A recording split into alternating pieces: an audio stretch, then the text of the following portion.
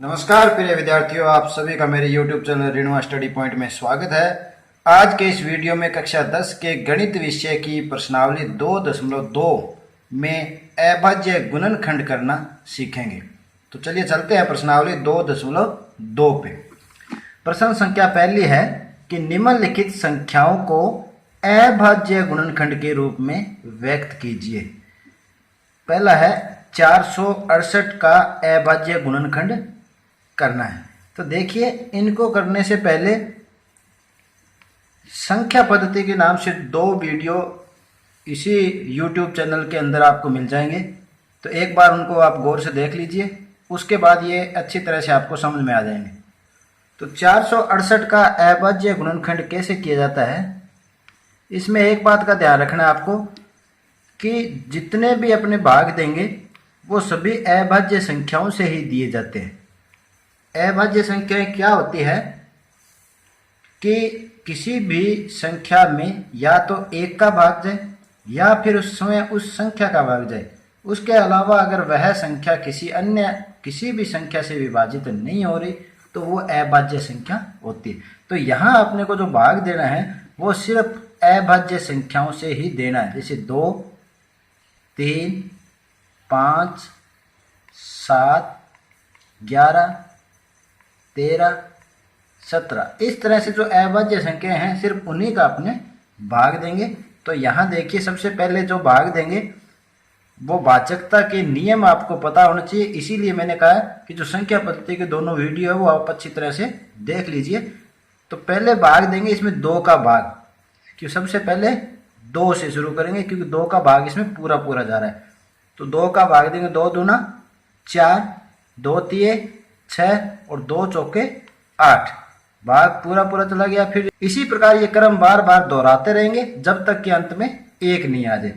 अभी भी 2 का भाग जा रहा है इसमें, 2 एकम 2, 2 एकम 2, बच गए 1, 14 हो गए, 2 साते 14। अब देखिए, क्योंकि ये इकाई अंक विषम है तो इसमें 2 का भाग नहीं जाएगा। तो अब 3 का देखते हैं, तीनों अंकों को जोड़ लीजिए। अगर 9 के पहाड़े में आता तो 3 का भाग जाएगा, 7 और 1 8 और 1 9, इसका मतलब 3 का भाग इसमें जा रहा है। 3 का पहाड़ा पढ़ते हैं 3 बार, 3 तिये 9, बच गए 2, 27, 3 निम्न 27। अब देखिए 3 का जा रहेगा 9 और 3 12, इसमें भी 3 का भाग चला जाएगा, 3 एकम 3, 3 तिये 9। अब देखिए 3 और 1 4, 3 का भाग नहीं जाएगा, 5 का भी नहीं जाएगा। 3 के बाद किसका देना है? 5 का। 5 का तभी जाता है जब 0 और 5 हो इकाई अंक। 7 का भी इसमें नहीं जाएगा, 11 का भी नहीं जाने वाला। किसका जाएगा अब? 13, क्योंकि 13 खुद एक अभाज्य संख्या है, 13 एकम 13। तो ये 468 के क्या हो गए? अभाज्य गुणनखंड। इसको आपको इस तरह से लिख लेना, 468 बराबर 2 × 2 × 3 × 3 × 13। अब इसे घातांक रूप के अंदर लिख लीजिए। 2 की घात कितनी है? 2 कितनी बार आया है? 2 बार, तो इसको 2 की घात 2। 3 कितनी बार आया है? 2 बार, 3 की घात 2 गुणा 13 एक बार है तो 1 बार। ये आंसर हो जाएगा। इस तरह से अभाज्य गुणनखंड करेंगे। इसी का एक क्वेश्चन दूसरा देख लेते हैं, सेम ही है तो सारे नहीं करेंगे अपने। तो यहाँ देख लेते, 4 नंबर क्वेश्चन देख लेते हैं। 3825 का अभाज्य गुणनखंड करना है। तो सबसे पहले 2 से देखते हैं अपने, 2 के भाजकता का नियम इसमें नहीं लगता तो 2 का भाग नहीं जा रहा। 3 से देखते हैं, 5 और 2 7 और 8 15 और 3 18, 18 3 के पहाड़े में आ रहा है। इसका अर्थ हुआ कि इसमें 3 का भाग जा सकता है। ये जो सीरियल है ना वो आपको ध्यान रखना है। इसी सीरियल के अंदर आपको भाग देना है, पहले 2 का, फिर 3 का, फिर 5 का, 7 का, 11 का और 13 का।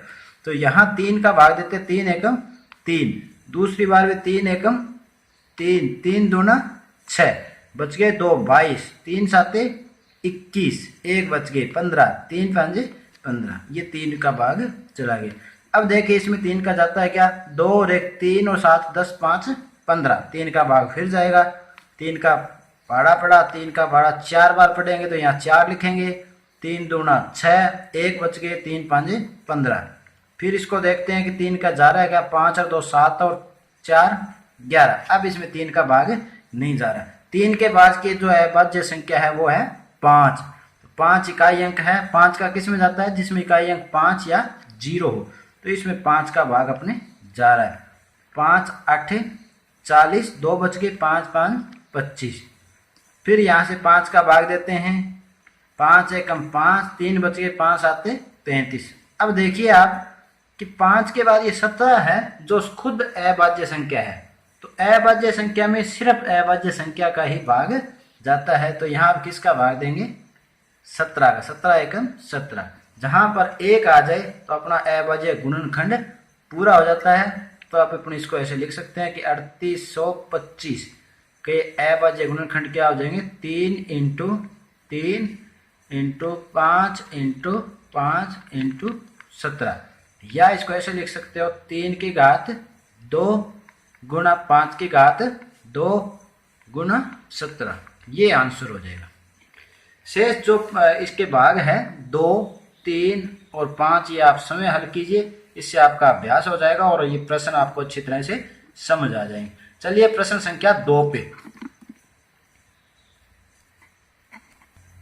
पूर्णांकों के निम्नलिखित युग्मों का महत्तम समापवर्तक यानी HCF एवं लघुत्तम समापवर्तक LCM ज्ञात करना है और सत्यापित करना है कि HCM गुणा LCM बराबर पूर्णांकों का गुणनफल होता है।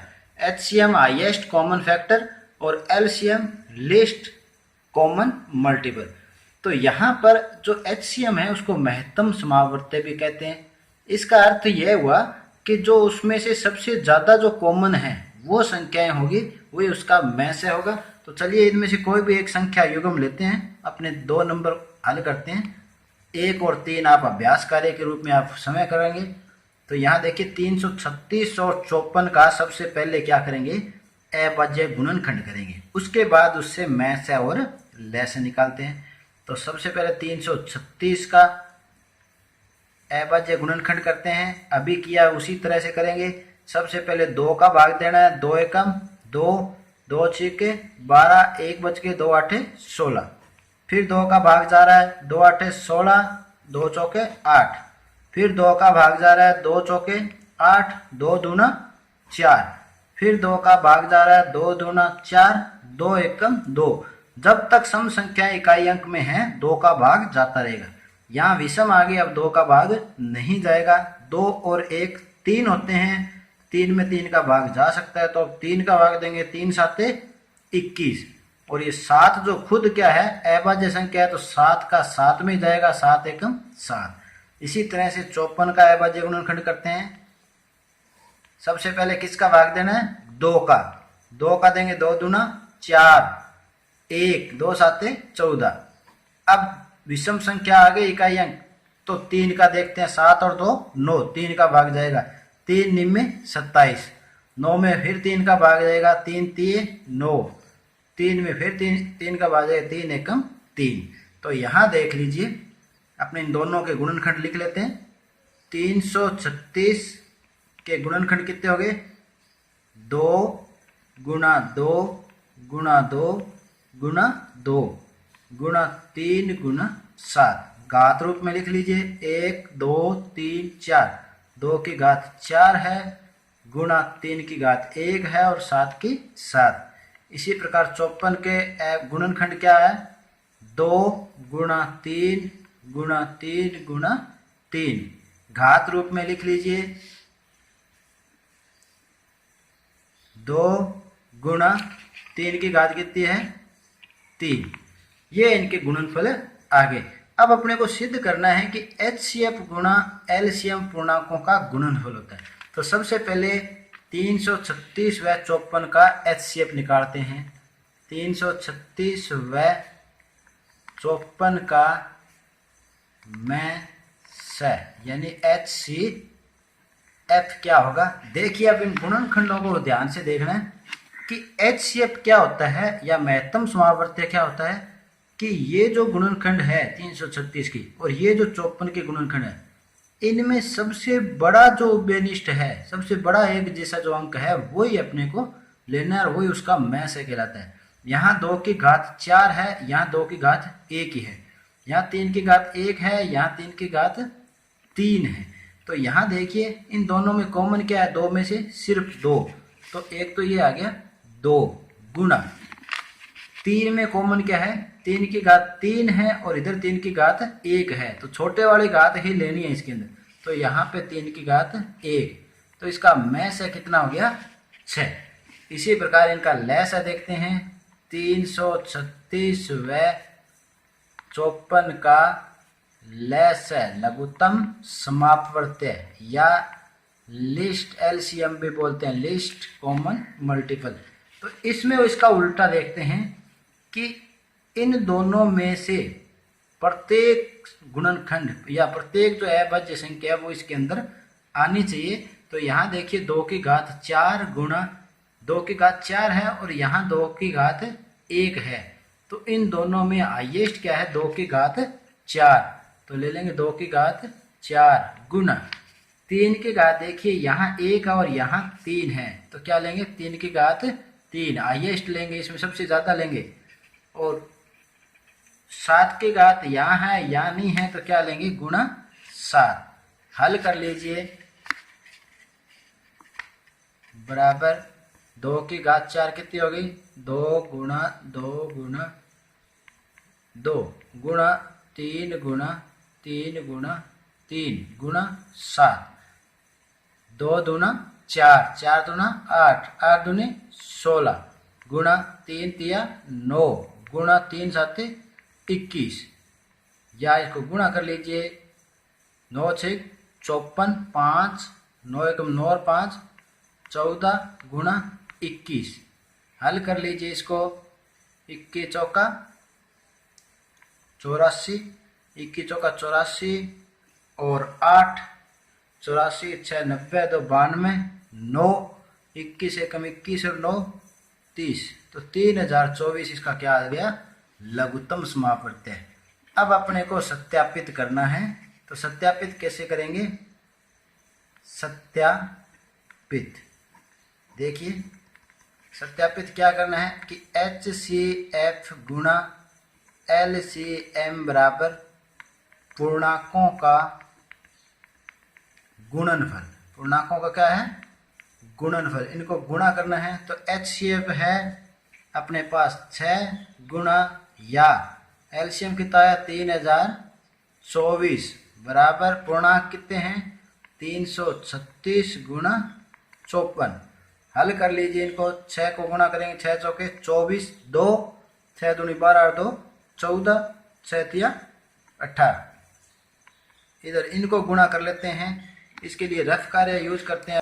देखिए 336 को 54 से गुणा करते हैं, 4 छक्के 24, 2 4 तिये 12 और 2 14, 1 4 तिये 12 और 1 13, 5 से गुणा कर दिए 5 छक्के 30, 3 5 का पढ़ा 3 बार 15 और 3 18, 1 15 और 1 16, जोड़ दीजिए 4 4 8 और 3 11, 7 और 1 8, 18,144। तो यहाँ लिख दीजिए 18,144। तो यहाँ देखिए LHS बराबर क्या हो गया RHS, यानी कि दोनों पक्ष क्या आ रहे हैं एक जैसे आ रहे हैं। अतः क्या लिख देंगे, अतः HCF गुणा LCM बराबर पूर्णांकों का गुणनफल होता है, पूर्णांकों का गुणनफल होता है। ये सिद्ध करना था, तो लिख दीजिए हैंस प्रूव्ड। ये आपने क्या हो गया सत्यापित हो गया। क्या हो गया सत्यापित हो गया। चलिए नेक्स्ट क्वेश्चन, प्रश्न संख्या 3 पे। अभाज्य गुणनखंड विधि द्वारा निम्नलिखित युग्मों का महत्तम समावर्त्य और लघुत्तम समावर्त्य ज्ञात करना है। सेम वही क्वेश्चन है। तो पहले अपने कोई भी एक संख्या युग्म इनमें से ले लेते हैं, मान लेते हैं, दूसरा लेते हैं, क्योंकि इनमें से एक दो प्रश्न इसलिए करवा रहा हूं कि लगभग सारे क्वेश्चन जो है वो एक जैसे हैं। बाकी जो क्वेश्चन रह जाते हैं वो आपके अभ्यास कार्य के लिए हैं, तो उन्हें स्वयं हल करके देखना, इससे आपकी क्या है प्रैक्टिस हो जाएगी और ये क्वेश्चन आपके अच्छी तरह से दिमाग में सेट हो जाएंगे।